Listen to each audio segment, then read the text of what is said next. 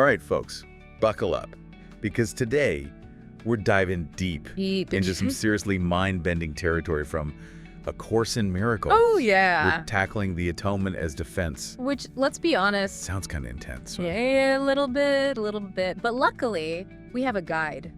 We do. We have weiwat's explanations and example. Oh, always helpful. They're like our Sherpa.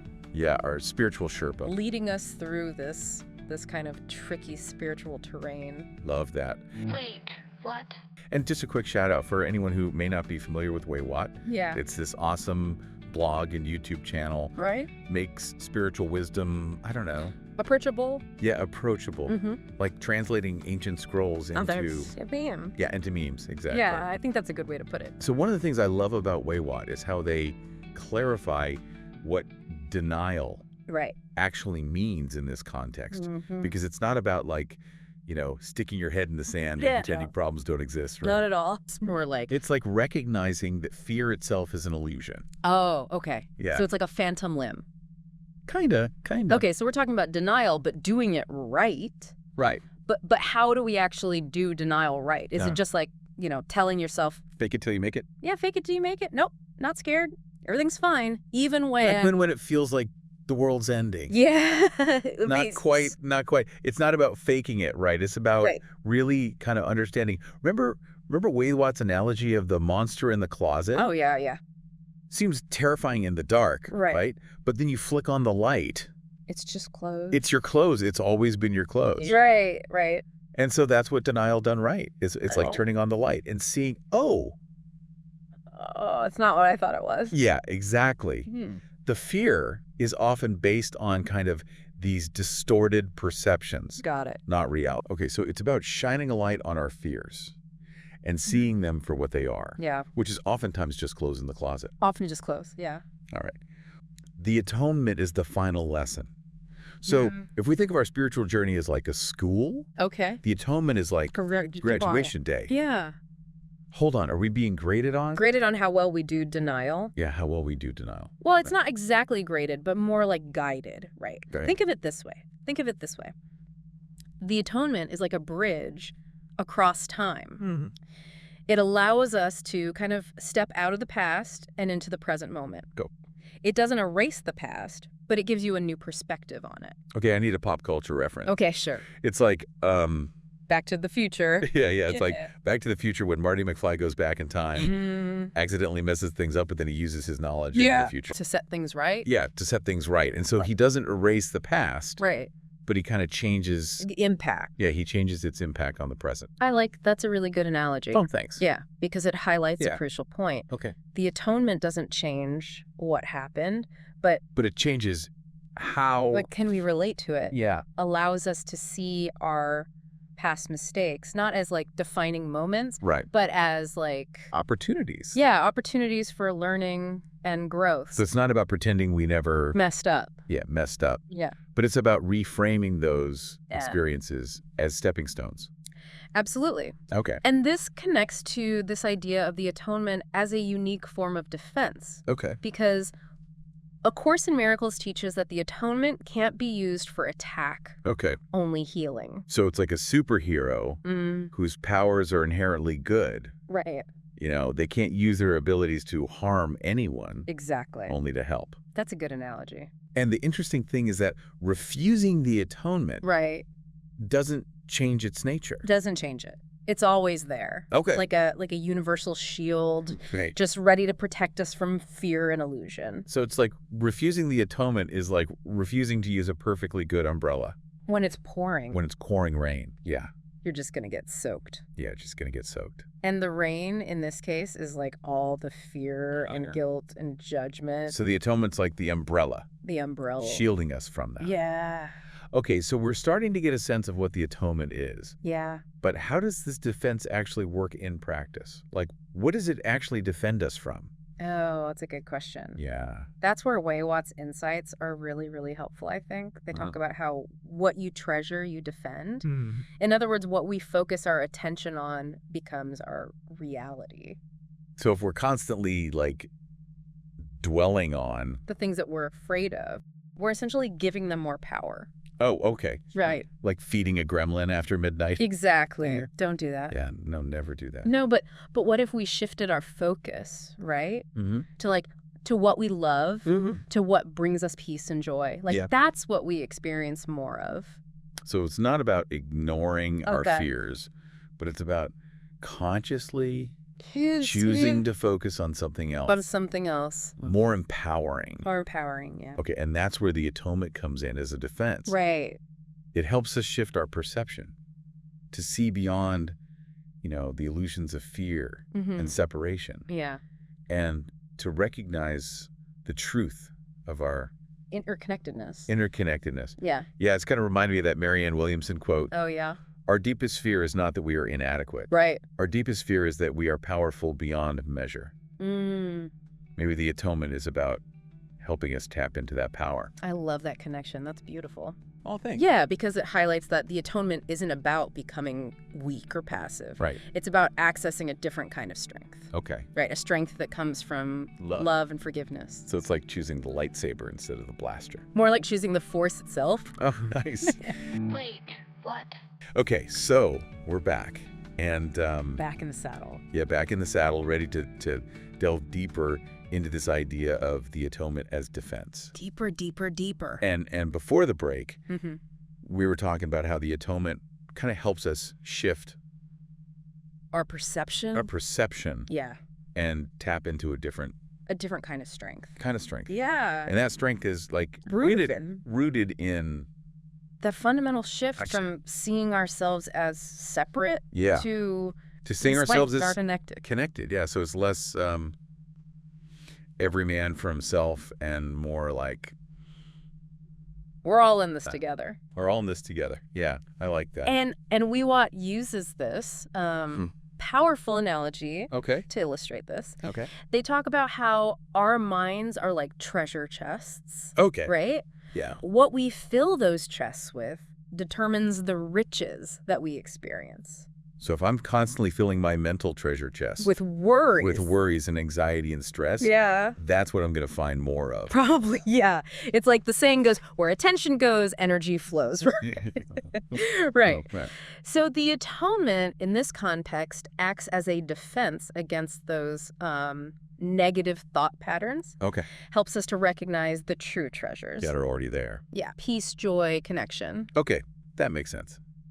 But it also sounds a bit idealistic, yeah. I mean, the world can be a pretty harsh place. It can. How does the atonement, how does it help us navigate like the nitty-gritty? The nitty-gritty, the challenges. It's a great question. And A Course in Miracles offers a surprising answer. Okay. It teaches that the atonement isn't about escaping from the world or pretending that difficulties don't exist. Okay. It's about approaching those challenges with a different mindset. Okay, I'm intrigued. How does that work in practice? Can you give me like a real world example? Sure, absolutely. Let's say you're dealing with a difficult coworker. Oh, yeah. Someone who's like constantly pushing your buttons. We all have that one coworker. You've all been there, right? Yeah. Instead of reacting with anger or frustration, the atonement invites you to see that person through the eyes of compassion. Yeah. So instead of seeing them as like the enemy, I'm trying to understand where they're coming from. Yeah, where they're coming from. Maybe even recognize that they might be struggling with their own stuff. Yeah, absolutely. And that doesn't mean like condoning their behavior. No. Or being a doormat. Not at all. It's about recognizing that shared humanity. Yeah. Yeah. Remembering that they too are on a journey of growth and healing. It's kind of like that saying, hurt people hurt people. Yeah.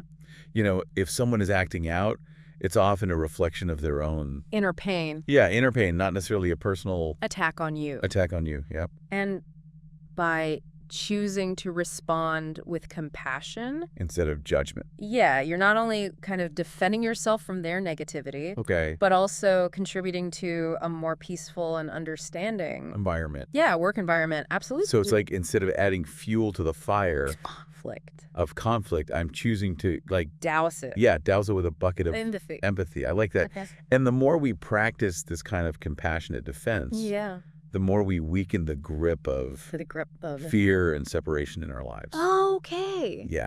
This is making me think of another one of weiwat's analogies.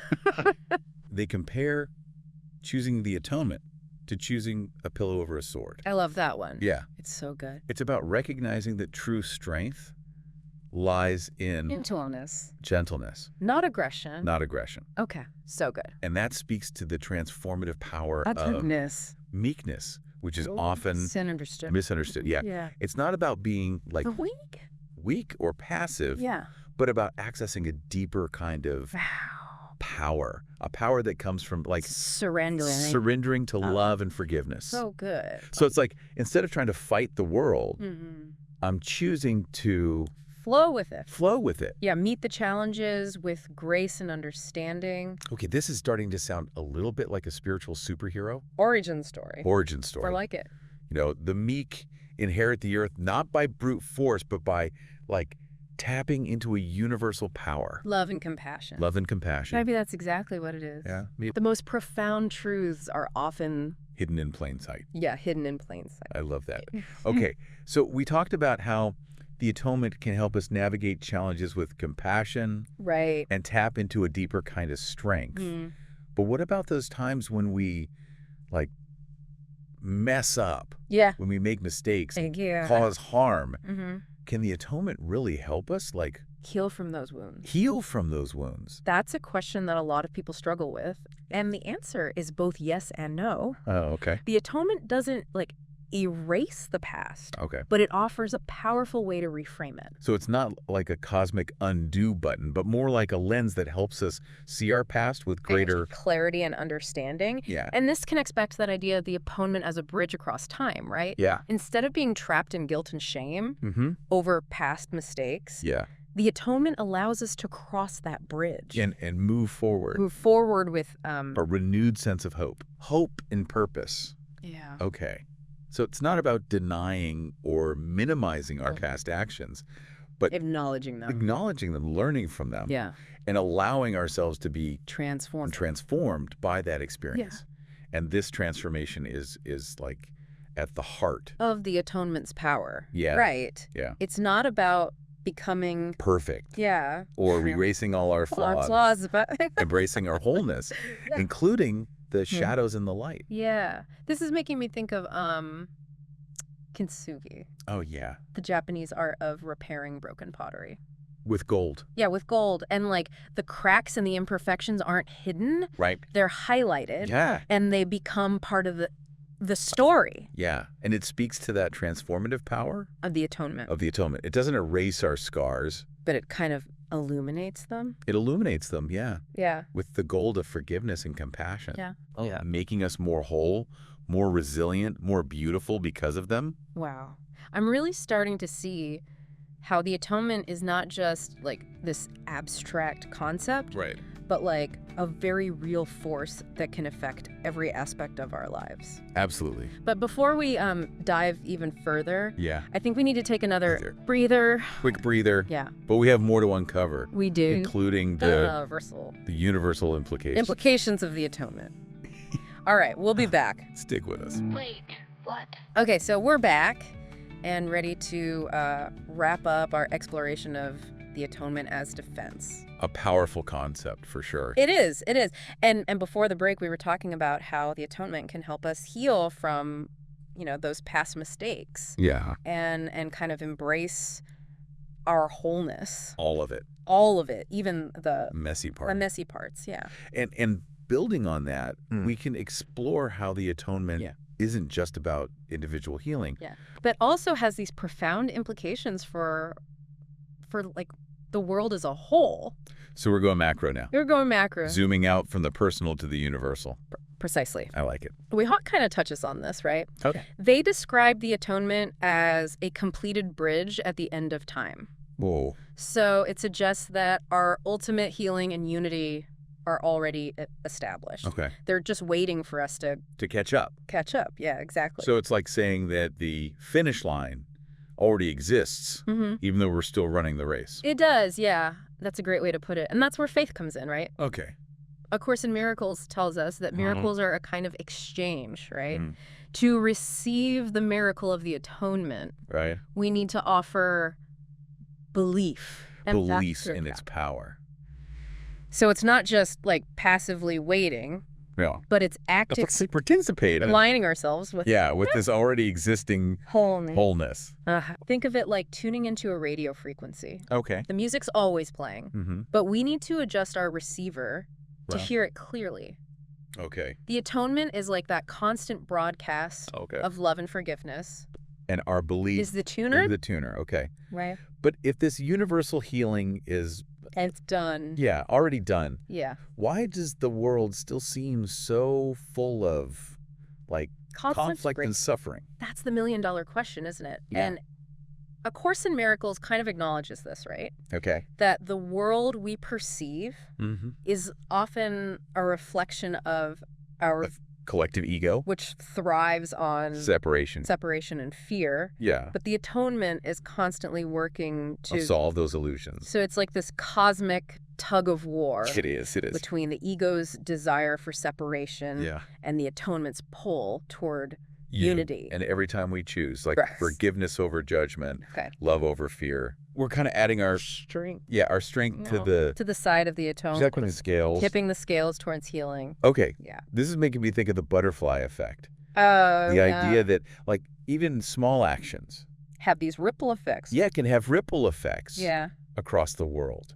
So maybe each act of kindness, each moment of choosing peace contributes to this. Like larger shift in consciousness. That's a powerful thought, yeah. Yeah. Yeah. And it reminds us that we're not just like passive observers. Yeah, passive observers in this cosmic drama. Yeah, in this cosmic drama. But active participants in creating a more loving and peaceful world. Absolutely. This is really inspiring. It is. But I have to admit, it's also a bit daunting. It can be. To think that our choices have such far-reaching consequences. It's true, right? Yeah. Awareness comes with responsibility. The atonement isn't about striving for, like, perfection. Yeah. It's about recognizing that we're all in this together. Stumbling and learning. Yeah. Making mistakes, learning, growing. So it's more about progress than perfection. Exactly. And each step we take towards forgiveness, understanding, compassion brings us closer to that completed bridge. That completed bridge at the end of time. I like that. Yeah. This has been an incredible deep dive. It has. And I feel like we've only just, scratch the surface of this, like, really profound concept. It is the atonement as defense. A huge thank you to weiwat.